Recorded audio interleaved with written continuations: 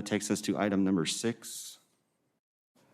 I believe this is Jennifer, seating time for public comment. Yes, thank you, Mayor and Council. At the last meeting, staff was directed to bring forth resolution number 2018-46, which is the council rules and procedures as it pertains to ceding of time and public comment.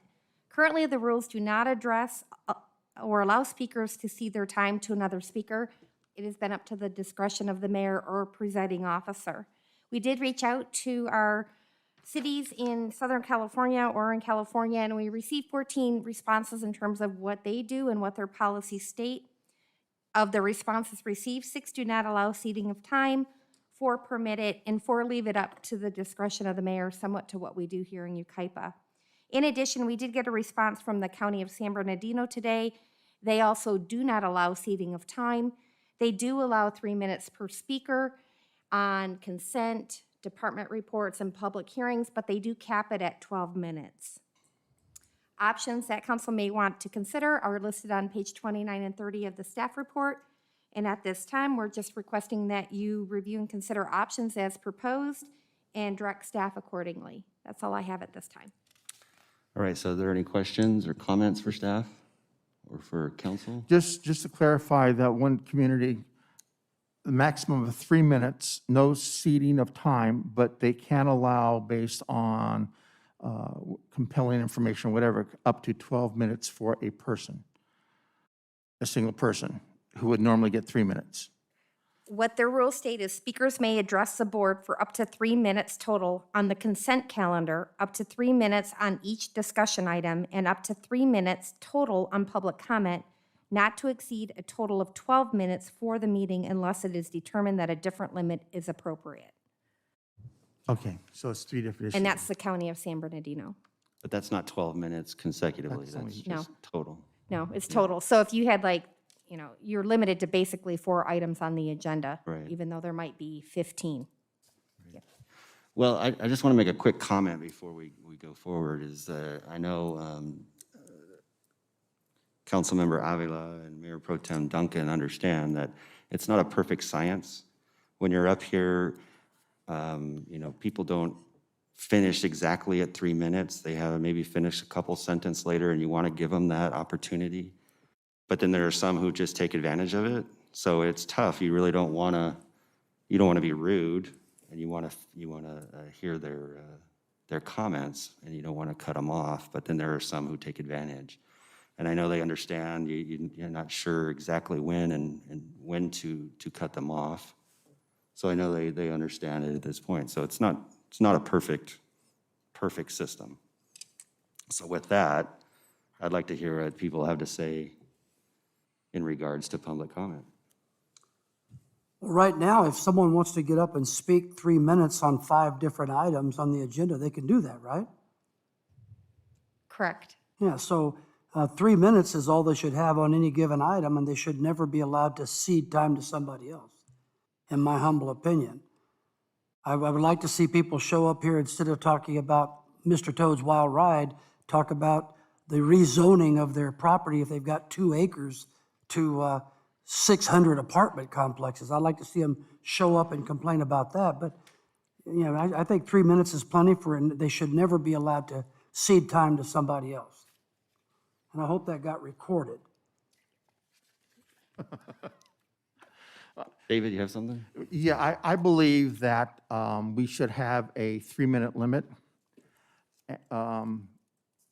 with latitude of the presiding elected official to give to the speaker based on, as the mayor indicated, maybe to help the person finish their thought, or if there is enough compelling information to suggest that we'd want to hear more. But basically, it's 3 minutes, and we don't cede to anybody else because that can drag on for too long. And sometimes that's a strategy to discourage and frustrate others.